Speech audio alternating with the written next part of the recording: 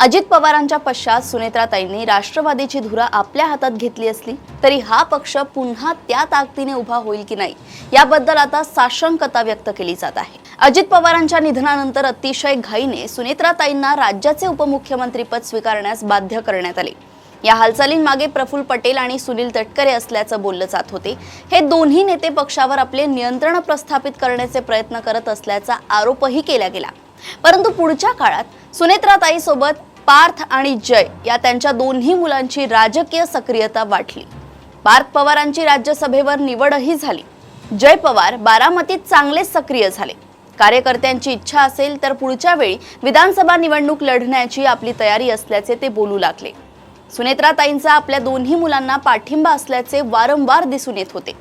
सुनेत्राताईंच्या माध्यमातून ज्या पद्धतीने पार्थ आणि जय पवार पुढे येत आहेत ते पाहता या पक्षाचे संपूर्ण नियंत्रण पवार कुटुंबाकडेच राहणार असं दिसू लागलंय। त्यामुळे अर्थातच पटेल, तटकरे, भुजबळ, धनंजय मुंडे या प्रस्थापित नेत्यांच्या मनात अस्वस्थता निर्माण झाली। त्यातच पक्षाच्या वतीने निवडणूक आयोगाला लिहिण्यात आलेले पत्र आयोगाने आपल्या संकेतस्थळावर टाकल्यानंतर नव्या वादाला फोडणी मिळाली। सुनेत्राताईंची पक्षाच्या अध्यक्षा म्हणून निवड झाल्यानंतर निवडणूक आयोगाला जे पत्र देण्यात आले होते त्यात राष्ट्रीय कार्यकारिणीचे सदस्य म्हणून प्रफुल्ल पटेल, छगन भुजबळ, सुनील तटकरे, दिलीप वळसे पाटील अशा प्रस्थापित नेत्यांची नावे होती। परंतु त्याही पत्रात यापैकी कुणाच्याच पदाचा उल्लेख करण्यात आला नव्हता। सुनेत्राताई पक्षाच्या अध्यक्षा आणि शिवाजी गर्जे खजिनदार अशा दोनच पदांचा उल्लेख होता। त्यावर बराच वाद झाला। त्यानंतर आता 29 एप्रिलला जे पत्र निवडणूक आयोगाला देण्यात आले त्यानंतर हा वाद नव्याने उफाळून आलेला दिसतोय। या पत्रानुसार राष्ट्रीय कार्यकारिणीतून प्रफुल्ल पटेल, सुनील तटकरे, छगन भुजबळ, दिलीप वळसे पाटील यांना वगळण्यात आल्याचे दिसून आले।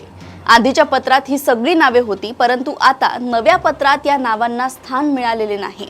याचा अर्थ या सगळ्या वरिष्ठ मंडळींना राष्ट्रीय कार्यकारिणीतून वगळण्यात आले की काय असा प्रश्न उपस्थित झाला।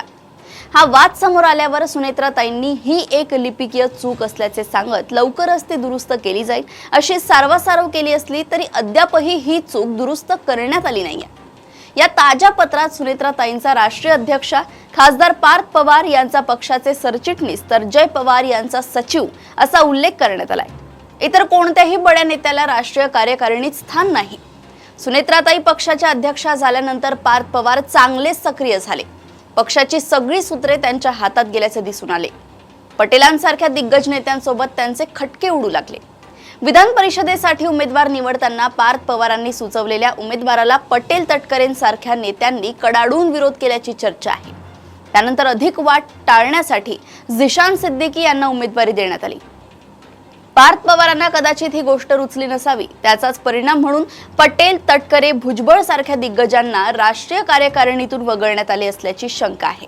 राष्ट्रवादी काँग्रेसमधील वाद या स्तराला गेला असेल तर पक्षाची पुढची वाटचाल कठीणच दिसतंय। सुनेत्राताईंबद्दल पक्षात सगळ्यांना आदर वाटत असला तरी पार्थ पवार ज्या पद्धतीने सगळी सूत्रे आपल्या हाती घेण्याच्या प्रयत्नात दिसतात ते पाहता केवळ सुनेत्राताईंकडे पाहून कार्यकर्ते, नेते फार काळ स्वस्थ बसतील असे वाटत नाही।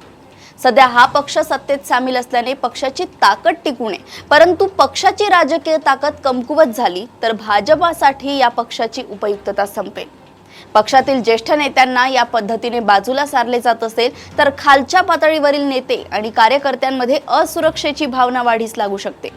याचा फायदा भाजपला होण्याची शक्यता अधिक आहे।